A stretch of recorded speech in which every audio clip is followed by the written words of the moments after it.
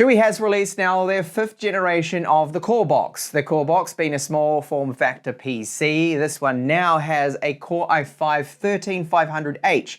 So 13th gen now from Intel. It's got Iris Xe graphics, but 80 executional units, not the typical 96.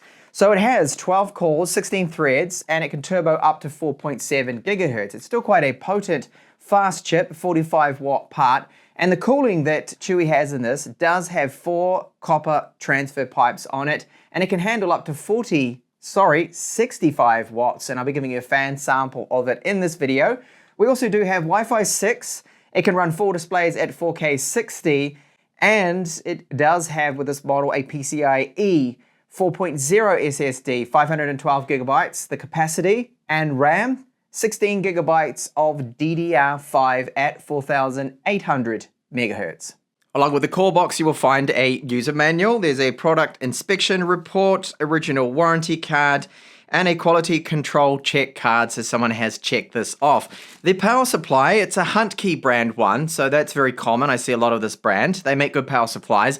120 watts. Then I have a EU power cable, and finally a VESA mounting bracket with some screws.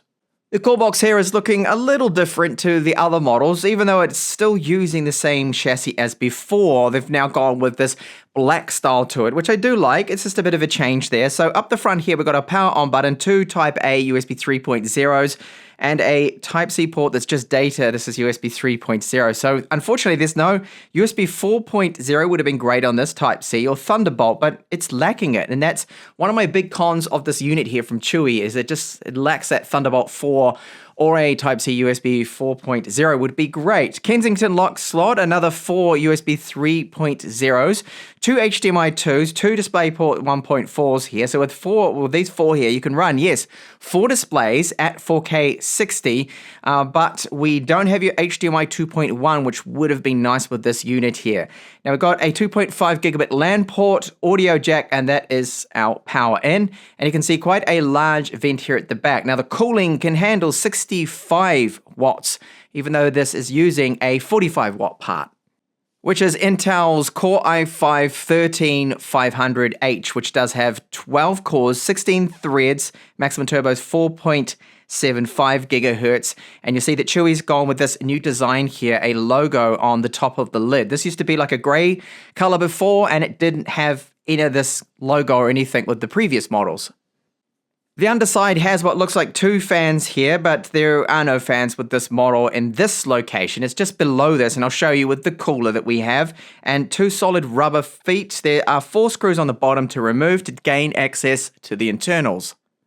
I just removed the 4 screws. Now, before I remove this, just wanted to point out this is where the VESA mounting bracket will screw onto it. So they've added this now, so you can mount this onto the back of a monitor or a TV. So this just simply lifts off, and now you can see the cooler and those copper transfer pipes, which is, I think, one of the best parts of this unit here, is because it's a little bit larger, they've got a lot of room for this extra cooling in it. So looking inside, you will see 3 copper transfer heat pipes there. There's some shielding over the DDR5 RAM, which is 4,800 megahertz. We've got, with this model here, 16 gigabytes worth.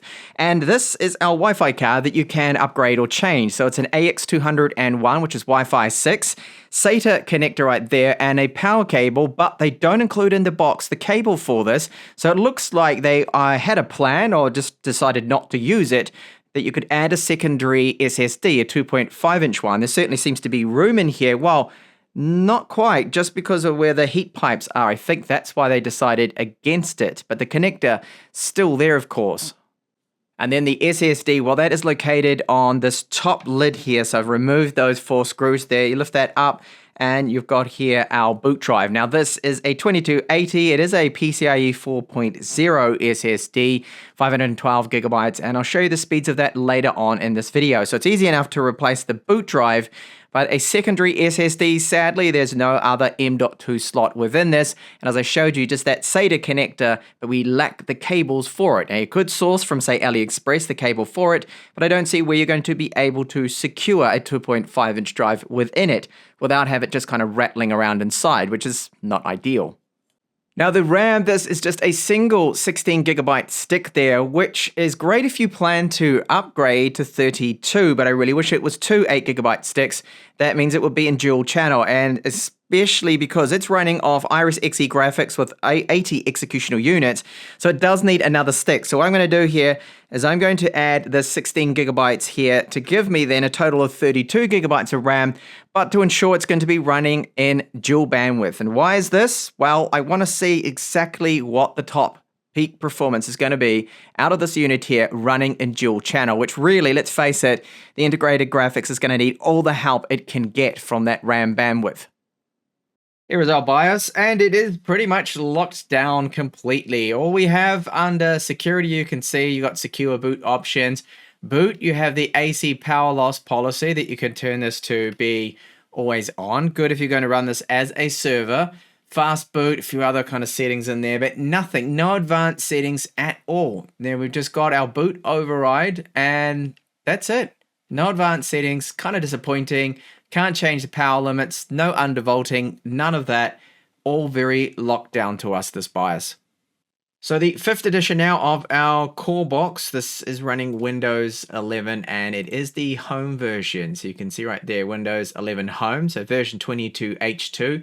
You do have some updates you need to get from Windows Updates, so just connect up to the internet, run that, and you get all those patches. I am on the latest drivers too for Intel for the Iris Xe graphics, with its 80 executional units with this particular model. So you can see the processor here listed 16 times because it has 16 threads, but the 12 cores there. And here is our wireless card, which is the AX201. So it's not Wi-Fi 6E, sadly, but you could easily swap that out and upgrade that. Now the SSD, this is from 4C, the brand of it, and it's the XP1000F 512G for the 512 gigabytes. And you can see that, well, the speeds of it here, well, then they're not at all PCIe 4.0 speeds. No. So that's what the slot does support. So if you want faster, get yourself something like a Samsung 980 Pro or the 980 EVO or something. So disappointing speeds there, really. I think they should have gone with a faster SSD. Now the RAM, I can confirm that I'm running the 32 gigabytes because it came with just the 16 of the single SODIMM DDR5, and both of them are running at 4,800 megahertz, so no issues with that. It will not go over that RAM speed, so no point in buying 5,600 megahertz RAM because it will just run at 4,800. Unfortunately, that's just how it is. So Cinebench here for another benchmark, very good score. So single core is looking great, multi-core, great performance there too as well. So it is a fast and quick, snappy mini PC. And the thermals, they have been good. You can see the maximum gets up to, well, 91. And yes, it did trigger thermal throttling. Now, this is when I was running Cinebench and some of the gaming and whatnot. It does get a little bit hot. And what about the fan noise? It's normally quite quiet, but it does ramp up. So when you do something demanding, you're going to hear that fan. Here's a sample of what it sounds like under full load here. The good news is that as soon as you stop doing anything really demanding, the fan speed really ramps down, drops right off, and it becomes quite quiet again. But now the sample is at 100% load.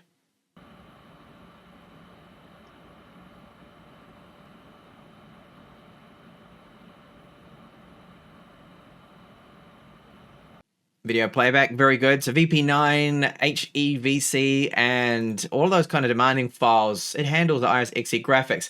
So this is 4K at here 60 frames per second, and it does not seem to be dropping any frames at all. Just skip ahead, and it's looking really good.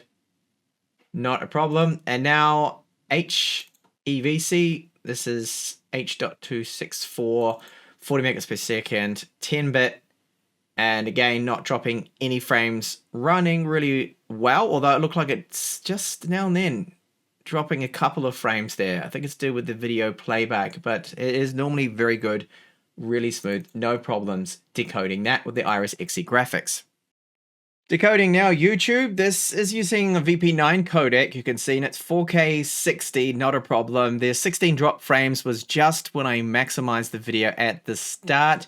Buffer health is excellent, no problems with the wireless, and it's able to keep up here. So anything you use the streaming with this CoreBox from Chuwi is going to handle it just fine. Looking now to see how does it handle some 4K video editing with Adobe Premiere Pro. This is the latest version. So when I do scrub ahead here in the timeline, you can see that it's a little bit slow. Now, this is one of my full reviews here, a Soundcore one that I did a couple of months back.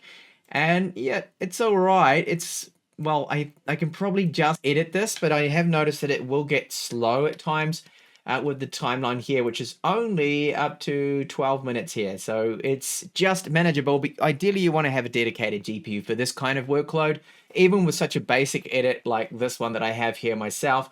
So we'll see what the export times are like now, and I will use the 4K YouTube preset, and we'll see how long it is going to take. Okay, so there we go. It finished up in, well, I'd say about just a fraction under 14 minutes there for 12 minutes and 42 seconds of footage. Not bad that it had to encode, considering it doesn't have a dedicated GPU, and it was just using Intel QuickSync, Iris Xe graphics, and all up a good result.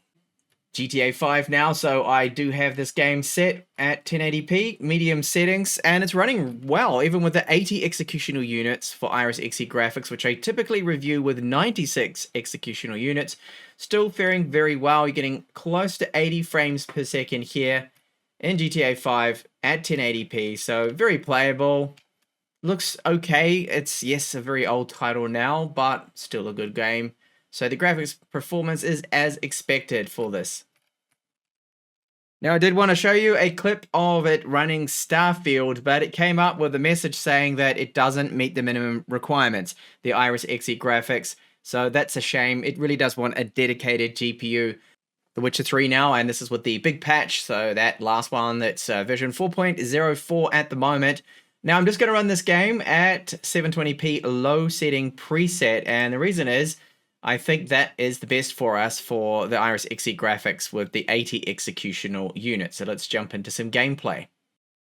Yikes, not looking so good here. So around 29 frames per second, even at 720p, even on the lowest preset, it is struggling here with all of the NPCs, the lighting, the shadows, and all that. I think it's just a little too much here for the Iris Xe graphics. So choppy gameplay, not really that enjoyable. You are going to experience some lag. Now, this is worst case, of course, being in the city here. So once you get out of the city, the frame rate does improve a little bit, but still not ideal for The Witcher 3. As for Linux, with my typical little short test here to check the support, I could not boot it. So Linux Manjaro with the open source drivers just kept getting stuck with this part here, starting system MD. That was it. Couldn't go any further than that. And I haven't tested this anymore. It normally does work on all of the mini PCs, but for some reason, Linux just would not boot here. Okay, so summarizing here, the CoreBox does have a lot of power from that 13500H. It's a very good chipset, decent. Windows feels very quick and snappy. The PCIe SSD speeds that I benchmarked there were disappointing. They fell below even PCIe 3.0 kind of speeds that I would get. But the slot is a PCIe 4.0 slot, so you could add a faster SSD to that. The wireless is Wi-Fi 6, not Wi-Fi 6E. The HDMI ports are not HDMI 2.1, so it just caps out at 4K 60, but you can run, because of the two display ports, the two HDMIs, you can run full displays at 4K 60, which at least is good. Expandable storage, well, we've got the SATA port and the power port on the motherboard when you look at the internals, but there is no room to fit in a 2.5-inch drive, and there's no room, or there is no other slot for an SSD. An M.2 one would have been great. If they had even a SATA slot of 22 by 80 sized, would have been good on this, so you could expand upon the storage, so we're missing out on that. So the Iris Xe graphics with just the 80 executional units, not the typical, say, 96, with the slightly cut down 80 here, still did perform well for games, older titles like GTA 5 that I showed you. However, The Witcher 3 was really struggling, even at 720p, getting around about 30 frames per second on average, which was not amazing. So the Radeon 680M or the 780M does perform better for gaming if you are looking at a mini PC for gaming. Ideally, you really want to have an external GPU, but because this lacks a Thunderbolt or a USB 4.0 Type-C port on there. We can't hook up an external GPU with a Thunderbolt enclosure, unfortunately, with this model here from Chuwi with the 5th generation of the CoreBox. So thank you so much for watching my review.